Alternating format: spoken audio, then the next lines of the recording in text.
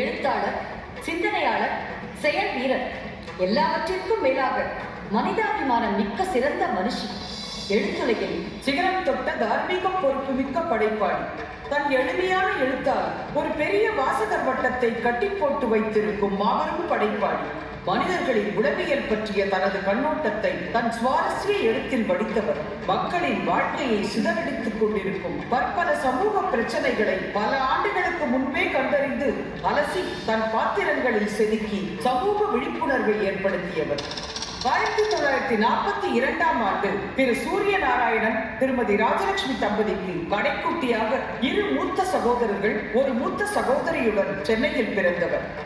இறைவனால் ஆசீர்வதிக்கப்பட்டு மனிதர்களால் கொண்டாடப்படும் வாழ்க்கை சிவசங்கரியினுடையது. பாரம்பரியமும் நடனமும் பயின்றார். பரதக்கலையில் தேர்ச்சி பெற்று பல மேடை நிகழ்ச்சிகளில் நடனமாடியவர். தன் 59வது வயதிலும் தன் நடன குரு சரசாவுக்காக நடனமாடி தன் குரு வணக்கத்தை செலுத்தினார். கல்லூரியில் முதலிடத்தையும் பல்கலைக்கழகத்தில் 9வது இடத்தையும் பெற்ற விலங்கியல் பட்டதாரி. கல்லூரியில் படிக்கும் பொழுது NCCயின் சிறந்த கேடட்டாக தேர்வு செய்யப்பட்டு டெல்லி குடியரசு தின அணிவகுப்பில் நடை போட்டார்.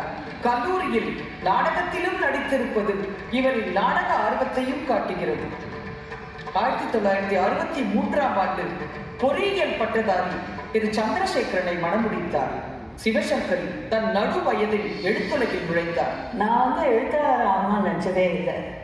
நான் ஒரு டான்ஸர் ஆகணும்னு தான் நான் ஆசைப்பட்டேன், கனவு கண்டேன்.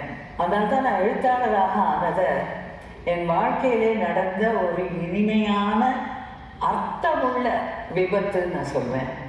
ஏன்னா எழுத்தாளராக ஆன பிறகு அந்த எழுத்தாளருக்காக யோசிக்க வேண்டிய வந்த தருணங்களுக்காக ஃபீல்ட் ஒர்க் பண்ணி, ஸ்பேட் ஒர்க் பண்ணி பல தரப்பட்ட மக்களை எல்லாம் சந்தித்த போது அதெல்லாம் மனுஷி சிவசங்கரிக்கு ஒரு உரமாக அமைந்து சரியான மதிப்புகளோடு அவள் வளர உதவிற்று.